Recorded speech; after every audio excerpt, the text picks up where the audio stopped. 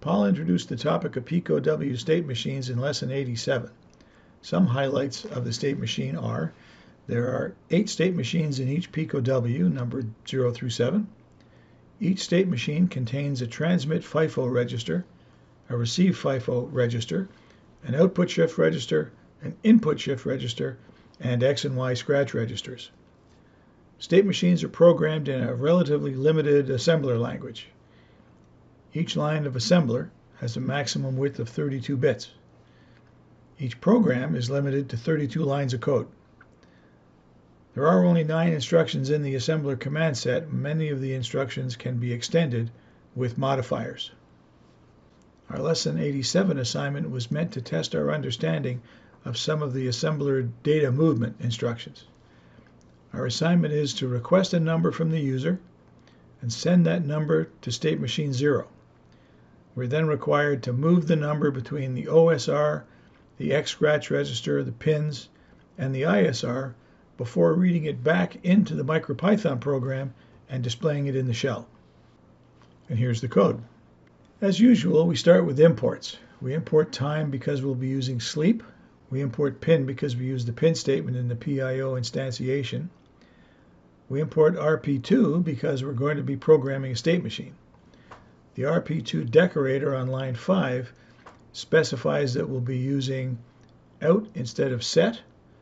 We will start by resetting our outputs low and setting the shift direction parameter to right. The PIO prog function, which starts on line 7, contains the assembler code for our assignment. This code will be downloaded to the designated state machine when the micropython program runs. Wrap target is where the program loops back to at the end of execution. Pull pulls a word from the TX FIFO into OSR. MoveX OSR copies the word to the X register. Move pins X copies the word to the pins.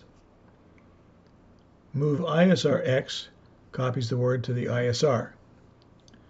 Push pushes the word back to the receive FIFO, and wrap indicates that we're at the end of the executable part of the code, and the execution loops back to wrap target. The statement at line 16 specifies that state machine 0 is our target. The assembler code is defined in the PIO prog function. The clock frequency should be 2000 Hz, and the first pin in our scope is pin 12. Line 22 activates state machine 0. Starting line 23, we have the usual try except clause. In a while true loop, we ask the user to enter an integer number, and we put that number in the TX FIFO of state machine 0. We retrieve the number with SM0 get and print it in the shell. If the user presses Ctrl-C, we turn off the LEDs, deactivate state machine 0, and print a closing message in the shell. And here's how it looks.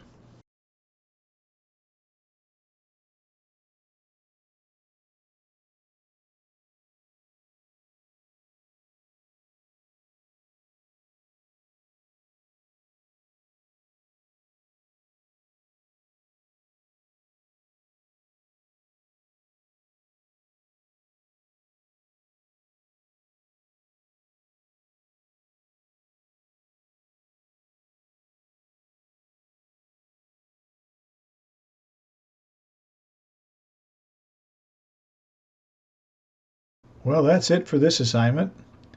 Any and all comments are welcome. Don't forget to like or dislike the video before you go. And feel free to subscribe. Don't forget the notification bell. We'll talk to you next time.